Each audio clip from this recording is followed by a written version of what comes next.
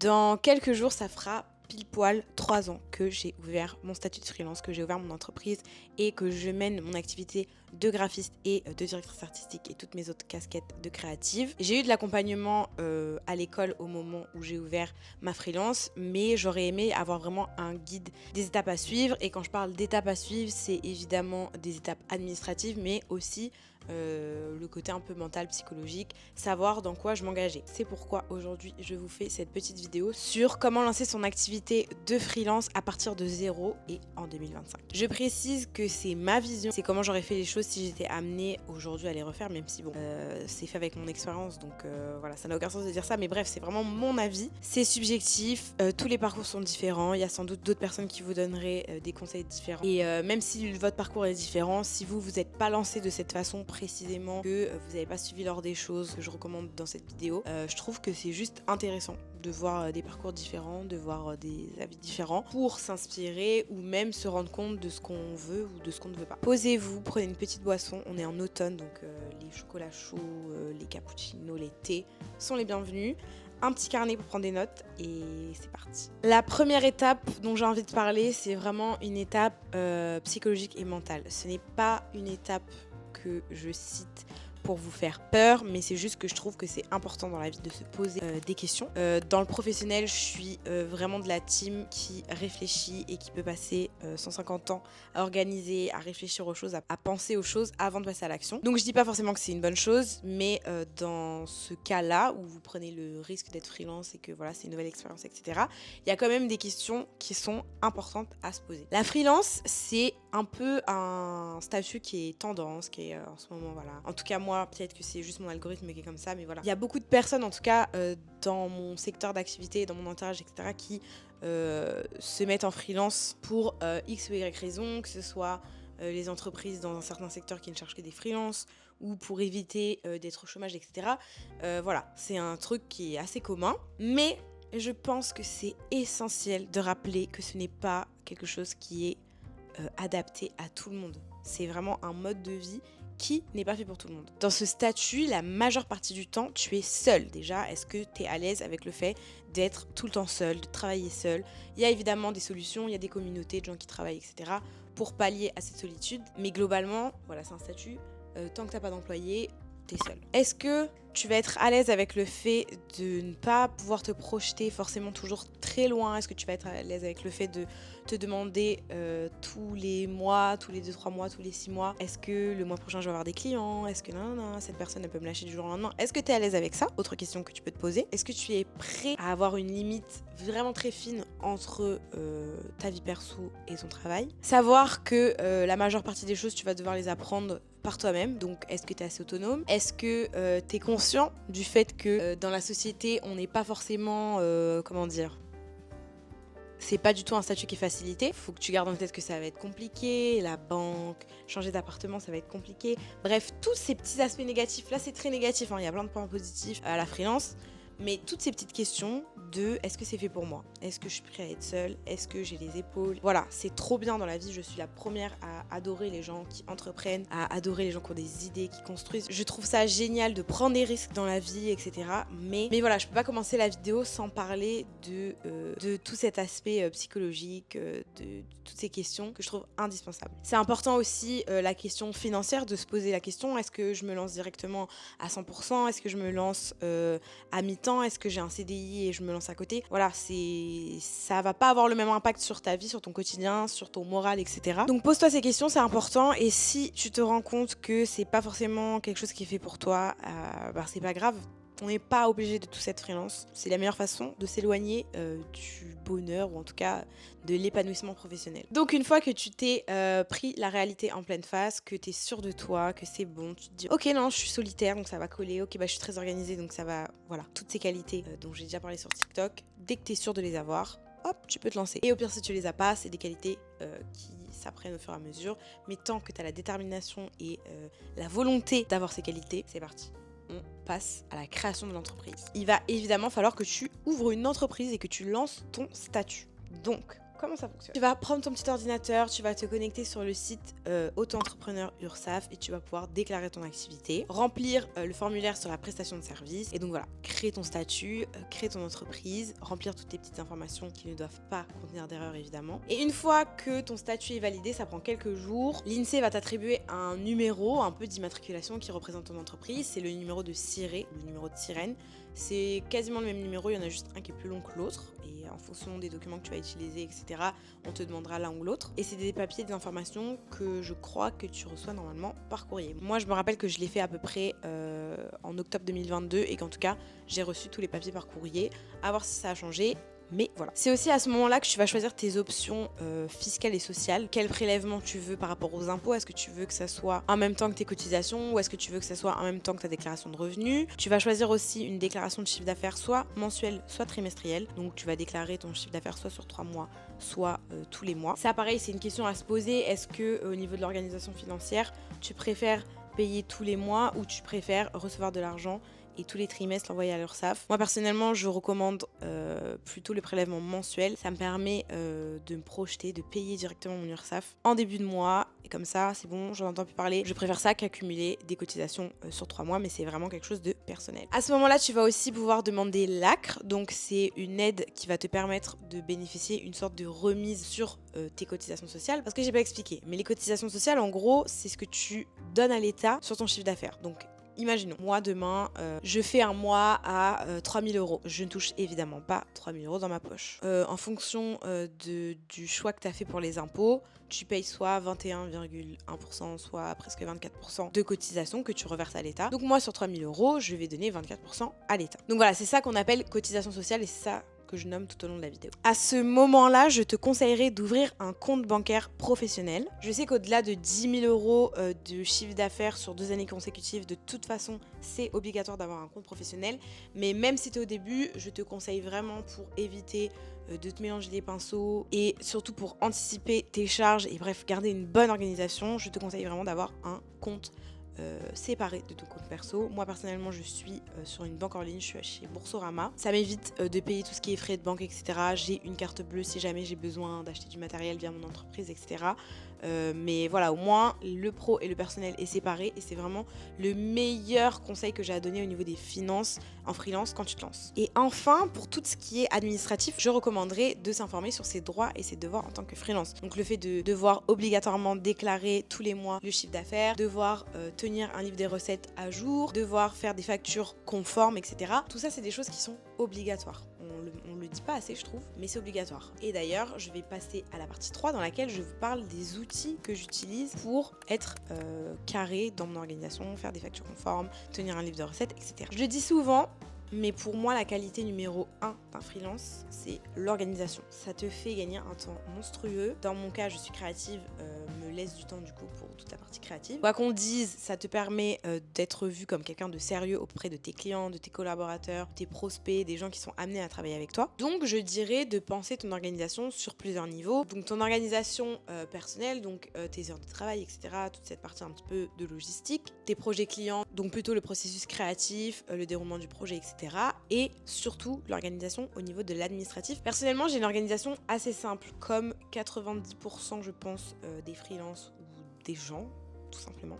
J'ai un Notion où je mets vraiment absolument tout. Donc mes projets en cours, ma grille tarifaire, mon carnet d'adresses, mon planning, ma to-do, enfin bref, il y a absolument tout ce qui concerne mon entreprise. Dans tous les cas, toute cette organisation d'entreprise, c'est un outil qui se met en place au fur et à mesure. Tu vas tester plein de façons de t'organiser différentes, etc. jusqu'à trouver vraiment l'organisation qui te convient. Je pense en plus que c'est des trucs hyper personnels, chacun son type d'organisation, mais ce qui est sûr, c'est qu'il faut une organisation quoi qu'il. Surtout sur l'administratif, secteur dans lequel tu n'as pas vraiment droit à l'erreur. Je sais que l'URSSAF, la CAF, etc. nous met partout qu'on a droit à l'erreur, mais qui dit erreur par rapport à l'argent dit payer. Donc bon, déjà que là on parle de se lancer, si déjà tu te lances et que tu dois déjà rembourser tes erreurs administratives, non merci. Donc mon meilleur conseil, et c'est vraiment, j'abuse pas quand je dis ça, une façon de fonctionner qui m'a changé la vie, c'est d'utiliser une plateforme en ligne pour gérer toute la partie comptabilité et administration. J'en discutais récemment avec un collègue dans la freelance, qu'au début moi j'adorais faire mes petites factures à la main sur InDesign, voilà, je trouvais ça marrant, j'avais le temps puisque j'avais pas trop de clients au début, et surtout je connaissais pas du tout les outils en ligne, j'avais pas du tout envie de me tourner vers ça, j'avais envie de me débrouiller toute seule. Mais à partir du moment où j'ai commencé à avoir pas mal de clients, et surtout à partir du moment où j'ai fait l'erreur de déclarer trop de chiffre d'affaires et donc de payer trop de cotisations sociales et donc de perdre trop d'argent par manque d'organisation, ben voilà, je me suis tournée vers les plateformes en ligne. J'en ai testé plusieurs, c'est ce que je vous disais dans ma vidéo sur les erreurs que j'ai déjà fait en tant que graphiste freelance. Je vous avais dit qu'en ce moment je testé Abi. Ils m'ont contacté, j'ai testé la plateforme parce que je voulais la tester avant d'en parler, logique. Et franchement, je suis bouche bée. J'en ai testé d'autres et je peux vous dire que j'ai rarement vu un outil aussi complet. Non seulement c'est un outil qui va te permettre de gérer ta compta, ta facturation, tes devis, etc. Mais en fouillant un peu l'application, j'ai découvert que tu pouvais même faire de la gestion de projet, donc avoir toutes les étapes de projet. En tant que graphiste, je sais pas, le mood boarding, la livraison d'AV1, la livraison d'AV2. Tout est sur la même application, sur la même interface. Tu cliques sur un projet client, tu as toutes tes factures, tous tes papiers administratifs. En même temps, tu as le suivi du projet. Bref, c'est génial. Je trouve que pour une application gratuite, elle regroupe vraiment pas mal de fonctionnalités, comme la facturation personnalisée ou la gestion de la trésorerie hyper simplifiée. Bref, plein de fonctionnalités. Et je vais en mettre en avant deux qui sont vraiment mes préférés. Déjà, outil de ouf, la relance automatique. Bon, je suis désolée de gâcher l'ambiance, mais malheureusement, c'est des choses qui arrivent en tant que freelance, les impayés, et c'est assez stressant. Et donc sur Abi, comme toutes tes factures sont datées, que l'application suit les facturations, donc les factures en retard, etc., tu as la possibilité d'avoir une relance automatique. Ça va juste envoyer automatiquement un mail à ton client qui n'a pas payé sa facture sans que toi t'ailles y penser. Donc forcément tu y penses parce que tu te dis purée j'ai pas reçu mon argent, mais t'as pas la démarche de te poser, d'écrire ton mail, de dire ah, qu'est-ce que là je suis trop gentille, non. Ton mail il est déjà fait, il s'envoie automatiquement. Deuxième fonctionnalité, alors ça j'ai vu ça sur aucune autre plateforme de facturation, de comptabilité, etc. C'est la possibilité de timer un projet. Et comment vous dire que j'en parlerai de fixer ses tarifs, etc. un peu plus tard dans la vidéo, mais je trouve que c'est un outil excellent pour les débutants. Ça te permet aussi personnellement d'évaluer et de voir combien de temps tu passes sur tel ou tel projet, du coup t'aider à ensuite fixer tes prix, fixer tes tarifs. Tu peux totalement du coup t'en servir pour facturer à l'heure, mais aussi pour t'auto-évaluer, t'auto-timer, pour après construire ta grille tarifaire. Donc te rendre compte que par exemple un moodboard tu le fais en 3 heures, une révision de logo tu la fais en 4 heures. Donc voilà, il y a encore plein d'autres outils très intéressants, mais je peux pas vous présenter toute l'application parce que ça durerait des heures. Et oui, tu peux aussi faire un lien que tu mets dans ta facture de paiement et ton client reçoit sa facture et il va directement payer en bas de la facture. Mais bref, j'avais dit que je parlais que de 2 fonctionnalités, donc je vous laisse découvrir par vous-même la plateforme. Vous avez la possibilité de créer votre compte et de vous inscrire via mon lien affilié en barre d'infos, parce que tu as la formule gratuite, mais tu as aussi 3 autres formules qui vont un petit peu plus loin et qui correspondent à différents besoins. Et si tu souscris à une de ces offres, tu as un code promo. J'ai un code promo. Voilà, j'ai un code promo à dire. Je suis vraiment youtubeuse finalement. Le code promo, c'est Elisa. Voilà, c'est tout.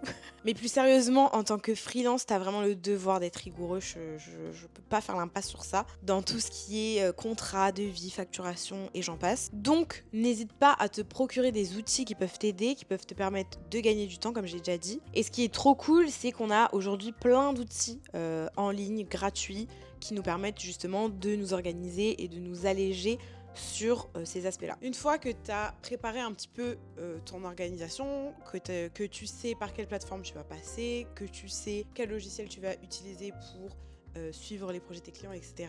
Pour moi, l'étape d'après, c'est de penser à construire sa grille de tâches. Le prix, au début, peut se calculer en temps passé, évidemment, quand tu commences, etc. Mais globalement, le prix, tu le penses aussi par rapport à la valeur de ce que tu apportes. Globalement, évidemment, je fais une généralité, mais j'ai toujours dit que j'étais contre le travail gratuit. Ok. Mais je suis aussi contre le fait de sortir des prix complètement injustifiés. Quand tu démarres et que tu fais tes premières expériences avec tes premiers clients, tu ne peux pas avoir le même tarif que quelqu'un qui est là depuis 10 ans. Je reprécise que je fais des généralités. Il y a évidemment un cas sur cette terre pour qui c'est logique de faire ça, évidemment. Mais globalement, ça n'est pas logique. Ça veut pas dire qu'il faut que tu te brades et que tu justement travailles gratuitement, c'est vraiment, faut que tu trouves un équilibre toi personnellement entre tes charges, donc ce dont tu as besoin pour vivre, etc. Ton expertise, parce que comme je dis, tu ne peux pas facturer de la même façon quand tu viens de commencer et quand ça fait 10 ans que tu fais ce métier, et ta valeur également. Plus tu vas prendre de l'expérience, plus tu vas pouvoir augmenter tes tarifs et plus surtout tu vas te sentir légitime. Tu auras tout le temps d'augmenter au fur et à mesure et ce sera justifié. Donc vraiment patience. Au début, encore une fois, je ne te dis pas d'accepter tous les projets gratuitement, sans limite, etc. Mais fais tes preuves et l'argent va suivre. C'est pour ça d'ailleurs que je posais la question au début de est-ce que tu préfères te lancer à 100%? Est-ce que tu veux avoir un job alimentaire à côté? Faut que tu puisses te sécuriser sur cet aspect-là parce que tu sais qu'au début, tu ne vas pas gagner autant d'argent que on l'espère sur 5 ans. Et donc, il faut que tu te sécurises pour pouvoir un petit peu absorber les mois creux et lisser sur une année. Moi, personnellement, dans mon expérience, j'ai lancé ma freelance en étant à l'école et en ayant du coup un job étudiant, en étant étudiante, etc. Donc, pas les mêmes charges et une rentrée d'argent complémentaire. Du coup, les mois où j'avais pas trop de clients, je l'ai pas trop senti. Le calcul de son prix, de sa grille tarifaire et de son taux journalier minimum, c'est un calcul qui est très intéressant parce que je trouve que ça te donne une bonne base par rapport aux finances de ton entreprise. Ça te permet un peu de te projeter sur un an, de comprendre que tes mois vont se lisser, etc. Et voilà, je trouve que c'est un calcul plutôt cool. J'ai fait un TikTok à ce sujet où je rentre vraiment dans le détail. Je vous le mets là et je vous le mettrai évidemment en barre d'infos. Mais pour résumer, le calcul du taux journalier moyen, il faut que tu additionnes tes charges, donc tes charges perso et tes charges d'entreprise. Les charges perso, c'est genre ton loyer, tes courses, tes abonnements, Navigo, etc. Les charges d'entreprise, c'est les logiciels que tu vas payer. Tu ajoutes le pourcentage de cotisation sociale que tu payes et tu vas ensuite diviser ces charges par le nombre de jours que tu vas travailler sur un mois. Ça va te permettre de te dire, ok, une journée de travail, ça équivaut à temps. Et ensuite, tu vas pouvoir te timer quand tu fais un projet, tu vas pouvoir voir combien de temps tu passes sur tel projet, sur telle étape du projet. Bon, une fois que toute ta base est prête, une fois que tu as ton statut, tu as ton ciré, tes logiciels de facturation, toute ton organisation et tes tarifs, évidemment, tu veux des clients, logique, sinon il n'y a pas d'argent qui rentre et l'entreprise, elle met la clé sous la porte. Ce que je te conseille de faire, c'est de penser et de réfléchir au secteur que tu veux viser et je te conseille de définir une cible claire pour pouvoir ensuite adapter ton portfolio. Le fait d'adapter son portfolio à une cible, ça t'aide à prospecter et ça t'aide à être trouvé par les bonnes personnes. En plus, ça te permet de bosser sur tes compétences par rapport à un secteur précis, donc c'est jamais rien de perdu. Au début, on n'a pas forcément de projet, donc l'idée c'est, comme j'ai dit, de faire des projets, pas des briefs fictifs ou des projets personnels qui correspondent à la cible de tes rêves et de mettre en avant ce travail, de se rendre visible. C'est vraiment le conseil que je dis toujours quand on me dit comment trouver des clients. Soyez créatifs sur ça, il y a plein de moyens de se mettre en avant sans forcément montrer son visage. Si ça vous dérange pas de montrer votre visage en montrant votre visage, faut que tu puisses trouver un moyen de montrer à tes clients que tu es la bonne personne pour eux. Comme je l'ai déjà dit dans une de mes dernières vidéos, je suis vraiment pas la meilleure personne pour vous parler de prospection. La prospection, c'est un moyen pour se rendre visible. Le fait de parler de ton activité à ta famille, le fait de parler de ton activité un peu partout où tu vas en fait. C'est en partie ça qui au début va te créer ton petit réseau et qui va te créer un petit cercle. On est très souvent à une personne d'une opportunité de rêve. Pour moi, c'est l'étape la plus compliquée pour laquelle je dis toujours qu'il n'y a pas de solution miracle. Mais voilà, il faut pas s'arrêter, il faut pas baisser les bras trop rapidement, il faut continuer, pas lâcher, faire des projets fictifs, il faut persévérer et être patient pour réussir à se construire un réseau qui te rapporte régulièrement des clients. J'ai quelques petits conseils supplémentaires à donner qui ne constituent pas une catégorie entière, donc je vais juste les donner comme ça. C'est des conseils un petit peu plus perso et qui parlent un peu plus de mindset parce que mine de rien c'est quelque chose qui est très important. Ton entreprise, surtout quand tu es freelance et que tu n'es pas juste chef d'une grande entreprise avec des salariés, quand tu es freelance, ta personne, ton intérieur, elle est très liée à ton entreprise. Si tu es malade et que tu ne vas pas bien, l'entreprise elle tourne plus. Donc voilà, ça va être des conseils qui sont tournés un petit peu plus vers ça. Déjà, je voulais parler de l'importance d'être discipliné et autonome. Il faut vraiment être conscient de ça. Quand tu es freelance, tu as en vrai au quotidien aucune obligation. Donc, si tu veux te lever à 15h, vivre de 15h à 4h du matin, tu as la liberté de le faire. Il n'y a personne derrière toi qui vient râler ou qui vient te dire t'es en retard, etc. Il n'y a pas ça. Mais du coup, c'est quelque chose que tu dois forcément un peu t'imposer toi-même. Tu peux pas espérer que ton entreprise elle fonctionne si t'as pas un minimum de discipline et d'autonomie. Donc voilà, apprendre à avoir une discipline, apprendre à la garder sur le long terme Et à contrario, évidemment, avoir des moments de détente, c'est très important. Je le répéterai jamais assez. Il faut faire des pauses pour être efficace sur le long terme, pour revenir avec des bonnes idées, pour juste se reposer. C'est essentiel. En tant qu'humain, en général, on passe tous par, dans la vie, des phases de doute, avec, à l'ère des réseaux sociaux, des phases de comparaison. Si vous n'êtes pas concerné, vraiment la chance. Mais bref, c'est quelque chose qui concerne pas mal de monde et pas mal de freelance, parce que du coup, on est souvent tout seul, confronté à ce que les autres font, confronté à l'incertitude financière. Donc voilà, il faut s'armer par rapport à ces problèmes qu'on peut rencontrer et accepter le doute et voir ça comme quelque chose de positif.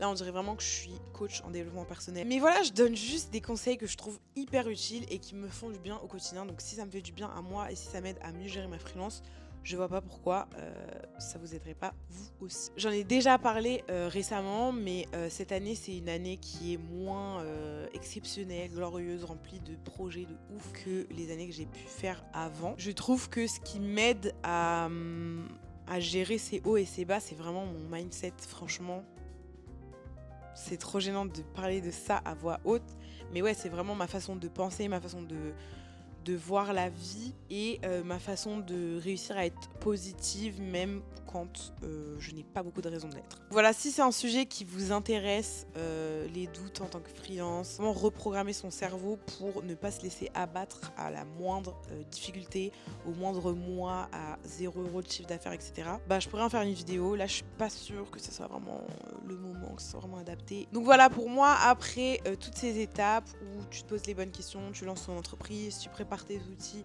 tu prépares ton portfolio et tu prépares à te rendre visible pour attirer les bons clients, et ben je pense que voilà, ton entreprise est lancée et il suffit juste de travailler, de s'accrocher. Et si tout se passe bien et que tu mets toutes les choses de ton côté, au bout, normalement, tu vis de ta passion et ça, c'est vraiment quelque chose d'exceptionnel. Vraiment. J'espère que ça a pu vous aider, toutes les personnes qui ne se sont pas lancées. S'il y a des gens qui sont déjà lancés, j'espère que j'ai pu vous donner des conseils qui résonnent en vous. Et si c'est pas le cas, ben, j'espère que vous avez quand même passé un bon moment. Je vous rappelle juste mon petit code promo ABI si vous voulez tester, qui vous donne 10% supplémentaires sur les promos actuels sur le site de ABI. Et mon lien d'affiliation qui est pareil dans la barre d'infos. Si vous passez par ce lien, vous bénéficiez bien évidemment du coup de la promotion de la rentrée qui donne moins 35% sur tous les abonnements. Si vous ne me connaissez pas, je suis Elisa, designer graphique et directrice artistique en freelance. Je poste une vidéo tous les lundis, parfois une vidéo supplémentaire dans la semaine, comme la semaine dernière. Mais voilà, en attendant la vidéo de la semaine prochaine, on peut s'attraper sur TikTok et sur Instagram. Sinon, bye!